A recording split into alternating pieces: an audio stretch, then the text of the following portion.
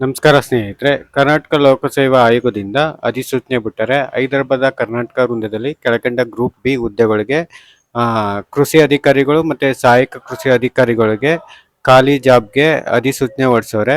ಅದರಲ್ಲಿ ಒಟ್ಟು ಖಾಲಿ ಇರುವಂಥದ್ದು ಸಹಾಯಕ ಕೃಷಿ ಅಧಿಕಾರಿಗೆ 231, ಕೃಷಿ ಅಧಿಕಾರಿ 42 ಐತೆ. ಇದಕ್ಕೆ ಕ್ವಾಲಿಫಿಕೇಶನ್ ಏನು ಬೇಕು, ಫೀಸ್ ಎಷ್ಟಾಗುತ್ತೆ ಪ್ರತಿಯೊಂದು ತಿಳಿಸ್ಕೊಡ್ತೀನಿ.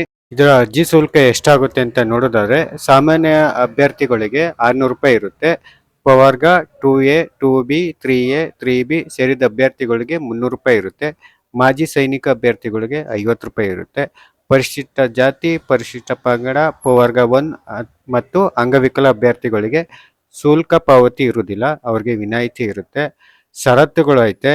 ಭಾರತೀಯ ನಾಗರಿಕ ಆಗಿರ್ಬೇಕು. ಇದಕ್ಕೆ ಅಪ್ಲಿಕೇಶನ್ ಹಾಕಬೇಕು ಅಂತಂದರೆ ಈಗ ಕೆಲವು ಷರತ್ತುಗಳು ಕೊಟ್ಟರೆ ಅದು ನೀವೇ ನೋಡ್ಕೊಳ್ಳಿ. ಇದು ಡಿಸ್ಕ್ರಿಪ್ಷನ್ ಕೊಟ್ಟಿರ್ತೀನಿ ನೋಟಿಫಿಕೇಶನ್ನ, ಪ್ರತಿಯೊಂದು ಕ್ಲೀನಾಗಿ ನೋಡ್ಕೊಂಡು ನೀವು ಅಪ್ಲಿಕೇಶನ್ ಹಾಕ್ಬೋದು. ಮತ್ತು ಇದಕ್ಕೆ ಕಡ್ಡಾಯ ಕನ್ನಡ ಪರೀಕ್ಷೆ ಇರುತ್ತೆ. ಸದರಿ ಹುದ್ದೆ ಕರ್ನಾಟಕ ನಾಗರಿಕ ಸೇವಾ ನೇರ ನೇಮಕಾತಿ ಸಾಮಾನ್ಯ ನಿಯಮ 2021 ನಿಯಮ ಪ್ರಕಾರ ಕನ್ನಡದ ಪರೀಕ್ಷೆ ಇರುತ್ತೆ. ಈ ಪರೀಕ್ಷೆ ಗರಿಷ್ಠ 150 ಅಂಕ ಇರುತ್ತೆ, ಕನಿಷ್ಠ 50 ಅಂಕ ಗಳಿಸಲೇಬೇಕು. ಮೊದಲಿಗೆ ಕನ್ನಡ ಎಕ್ಸಾಮ್ ಇರುತ್ತೆ, ಅದು ಪಾಸ್ ಮಾಡಲೇಬೇಕಾಗುತ್ತೆ. ಮತ್ತು ಸ್ಪರ್ಧಾತ್ಮಕ ಪರೀಕ್ಷೆ ವಿಧಾನ ಯಾವ ಥರ ಇರುತ್ತೆ ಅಂದರೆ ಪರೀಕ್ಷೆ ತಲಾ 300 ಅಂಕಗಳು ಲಿಖಿತ ಪರೀಕ್ಷೆ ಇರುತ್ತೆ. ಮತ್ತು ವಸ್ತು ನಿಷ್ಠೆ ಬಹು ಆಯ್ಕೆ ಮಾದರಿ ಇರುತ್ತೆ ಅಂತ ಕೊಟ್ಟರೆ ಪ್ರತಿಯೊಂದು ಪ್ರಶ್ನೆಯು ಋಣಾತ್ಮಕ ಅಂಕದ ಸ್ವರೂಪವಾಗಿದ್ದು ಪ್ರತಿಯೊಂದು ತಪ್ಪಾದ ಉತ್ತರಕ್ಕೆ ಪ್ರಶ್ನೆಗಳಿಗೆ ಹಂಚಿಕೆ ಮಾಡಲಾದ ಅಂಕದಲ್ಲಿ 4/1 ಭಾಗದಷ್ಟು ಕಡಿತ ಮಾಡ್ತಾರೆ. ಅಂದರೆ ತಪ್ಪುತ್ತರ ಕೊಡಬೇಡಿ, ನೆಗೆಟಿವ್ ಅಂಕಗಳು ಕೊಟ್ಟರೆ ನಿಮಗೆ ಅದರಲ್ಲಿ 4ರಲ್ಲಿ 1 ಭಾಗದಷ್ಟು ಕಡಿತ ಮಾಡ್ತಾರೆ. ಅಂದರೆ 4 ಅಂಕ ಕಳೆದಿದ್ರೆ 1 ಅಂಕ ಮೈನಸ್ ಮಾಡ್ತಾರೆ. ಆ ಥರ ಕರೆಕ್ಟಾಗಿ ಓದಿ. ಮತ್ತು ಸಾಮಾನ್ಯ ಪತ್ರಿಕೆ 1 ಇರುತ್ತೆ ಮತ್ತು ನಿರ್ದಿಷ್ಟ ಪತ್ರಿಕೆ ಇರುತ್ತೆ. ಎರಡಕ್ಕೂ 300 ಅಂಕ ಕೊಟ್ಟಿರ್ತಾರೆ. ಒಂದು ಸಾಮಾನ್ಯ ಪತ್ರಿಕೆಗೆ 1/4 ಗಂಟೆ ಟೈಮ್ ಇರುತ್ತೆ, ನಿರ್ದಿಷ್ಟ ಪತ್ರಿಕೆಗೆ 2 ಗಂಟೆ ಇರುತ್ತೆ. ನೀವು ಎಕ್ಸಾಮ ಕ್ಲೀನಾಗಿ ನೋಡ್ಕೊಂಡು ಎಲ್ಲ ಪ್ರಿಪೇರ್ ಆಗಿ ಎಕ್ಸಾಮ್ ಬರೀಬೇಕಾಗುತ್ತೆ. ಸ್ಪರ್ಧಾತ್ಮಕ ಪರೀಕ್ಷೆ ಕೇಂದ್ರ ಕನ್ನಡ ಭಾಷೆ ಪರೀಕ್ಷೆ ಸ್ಪರ್ಧಾತ್ಮಕ ಪರೀಕ್ಷಾ ಆಯೋಗ ನಿಗದಿಪಡಿಸಿದ ಯಾವುದೇ ಕೇಂದ್ರ ಸ್ಥಳದಲ್ಲಿ ನಡೆಸಲಾಗುವುದು ಅಂತ ಕೊಟ್ಟರೆ ಅಭ್ಯರ್ಥಿಗಳೇ ಪರೀಕ್ಷೆ ಕೇಂದ್ರ ಆಯ್ಕೆ ಅವಕಾಶ ಇರೋದಿಲ್ಲ ಅಂತ ಕೊಟ್ಟರೆ ಅಂದರೆ ನಿಮಗೆ ಆಯ್ಕೆ ಅವಕಾಶ ಇರೋದಿಲ್ಲ. ಅವ್ರು ಎಲ್ಲಿ ಸೆಲೆಕ್ಟ್ ಮಾಡ್ತಾರೋ ಅಲ್ಲಿ ಹೋಗಿ ಬರಿಬೇಕಾಗುತ್ತೆ.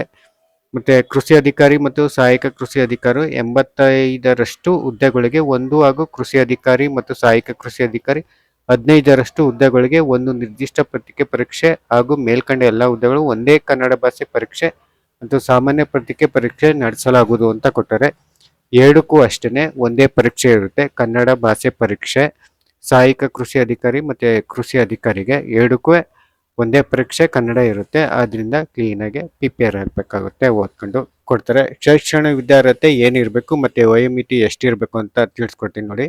ಶೈಕ್ಷಣಿಕ ವಿದ್ಯಾರ್ಹತೆ ನಿಗದಿತ ವಿದ್ಯಾರ್ಹತೆ ಇರಬೇಕು, ಹೆಚ್ಚಿನ ವಿದ್ಯಾರ್ಹತೆ ಪರಿಗಣಿಸುವುದಿಲ್ಲ ಅಂತ ಕೊಟ್ಟರೆ ವಯೋಮಿತಿ ಅರ್ಜಿ ಸಲ್ಲಿಸಲು ನಿಗದಿತ ಕೊನೆಯ ದಿನಾಂಕದಂದು ಕನಿಷ್ಠ 18 ವರ್ಷ ಆಗಿರಬೇಕು. ಅಂದರೆ ಅಪ್ಲಿಕೇಶನ್ ಹಾಕೋಕ್ಕೆ 18 ವರ್ಷ ಆಗಿರಬೇಕಾಗುತ್ತೆ.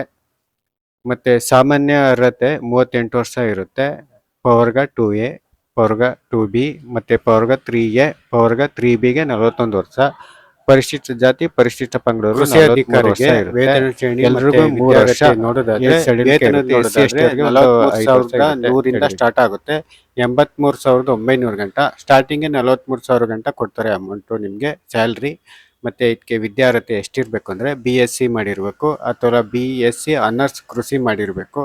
ಈ ಥರ ಮಾಡಿದರೆ ನೀವು ಅಪ್ಲಿಕೇಶನ್ ಹಾಕ್ಬೋದು. ಪರ್ಸೆಂಟೇಜ್ ಇರೋರು ಫಸ್ಟ್ ಪ್ರಿಫರೆನ್ಸ್ ಅನಿಸುತ್ತೆ. ಆದ್ದರಿಂದ ನೀವು ಕ್ಲೀನಾಗಿ ಎಲ್ಲನೂ ಪ್ರತಿಯೊಂದು ಓದ್ಕೊಂಡು ಎಕ್ಸಾಮು ಕನ್ನಡ ಮಾಧ್ಯಮ ಮತ್ತು ಪರೀಕ್ಷೆ 1 ಪರೀಕ್ಷೆ 2 ಎರಡನ್ನೂ ಕ್ಲೀನಾಗಿ ಓದ್ಕೊಂಡು ಎಲ್ಲ ಪಾಸ್ ಮಾಡಿದ್ರೆ ನಿಮಗೆ ರ್ಯಾಂಕಿಂಗಲ್ಲಿದ್ದರೆ ನಿಮಗೆ ಫಸ್ಟ್ ಪ್ರಿಫರೆನ್ಸ್ ಕೊಡ್ತಾರೆ.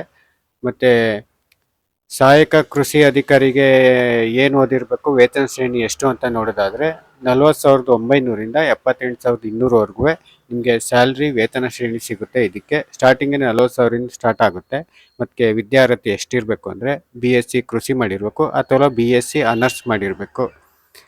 ಮತ್ತು ಸಹಾಯಕ ಕೃಷಿ ಅಧಿಕಾರಿಗಳಿಗೆ ವೇತನ ಶ್ರೇಣಿ ನೋಡೋದಾದರೆ 40,900ರಿಂದ 78,200ವರೆಗೂ ವೇತನ ಶ್ರೇಣಿ ಐತೆ. ಇದಕ್ಕೆ ವಿದ್ಯಾರ್ಹತೆ ಏನಿರಬೇಕು ಅಂದರೆ BTech ಮಾಡಿರಬೇಕು. BTechಲ್ಲಿ ಯಾವುದು ಅಂದರೆ ಸಬ್ಜೆಕ್ಟು ಆಹಾರ ವಿಜ್ಞಾನ ಮತ್ತು ತತ್ವಜ್ಞಾನ. BScಗೆ ಕೃಷಿ ಮಾರುಕಟ್ಟೆ ಮತ್ತು ಸಹಕಾರ. ಇನ್ನು ಸುಮಾರು ಕೊಟ್ಟರೆ ಒಂದು 9 ಕೊಟ್ಟರೆ.